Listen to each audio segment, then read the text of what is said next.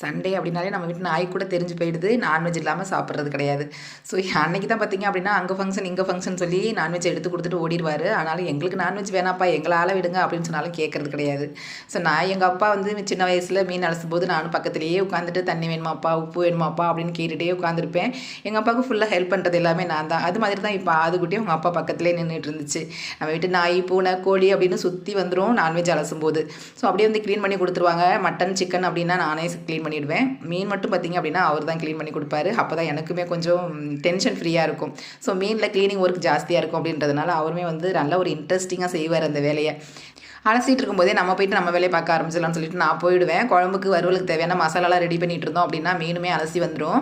மீனுக்கு தேவையான நம்ம மசாலா ரெடி பண்ணும்பொழுது பார்த்திங்க அப்படின்னா கார்ன்ஃப்ளவர், சில்லி பவுடர், இஞ்சி, பூண்டு, தேவையான அளவு உப்பு, 2-3 ஸ்பூன் எண்ணெய் இதெல்லாமே சேர்த்து நல்ல ஒரு பேஸ்ட்டாக அரைச்சிட்டோம் அப்படின்னா அந்த மீனில் நல்லா மசாலா ஒட்டி வரும். நம்ம வறுக்கும் போதும் சரி சாப்பிடும்போதும் சரி ரொம்ப டேஸ்ட்டாக இருக்கும். வறுக்கும்போது அந்த மசாலாலாம் பிரிஞ்சு போகாமல் அப்படியே ஒட்டிக்கும். ஸோ கார்ன்ஃப்ளவர் சேர்த்து ட்ரை பண்ணி பாருங்கள், ரொம்பவே சூப்பராக இருக்கும் மீன் வறுவல்.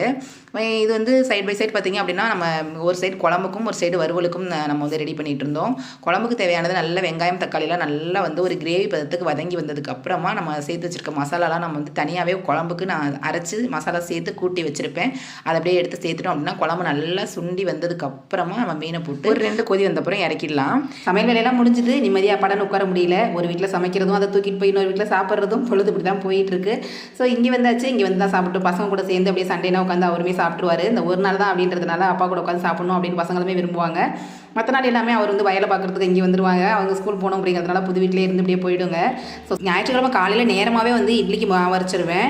ஸோ தூங்கி எந்திரிச்சதுமே மொதல் வேலை இட்லிக்கு ஊற வைக்கிறது தான். காலையில் எழுந்ததுமே வந்து அப்படியே வந்து மாவை போட்டுகிட்டே காலை சாப்பாடு வேலை முடிஞ்சிடும். அதுக்கப்புறம் வந்து நான்வெஜ் சமைச்சு எடுத்துகிட்டு இங்கே மாவெல்லாம் எடுத்துகிட்டு இங்கே வந்துடுறது. சாயந்தரம் ஒரு 5 மணி போல் பசங்களாம் டீ கேட்டாங்க. அப்படியே டீ குடிச்சிட்டு கொஞ்சம் நேரம் அப்பாடான ரெஸ்ட் எடுத்தாச்சு. பாய் ஃப்ரெண்ட்ஸ், தேங்க்ஸ் ஃபார் வாட்சிங்.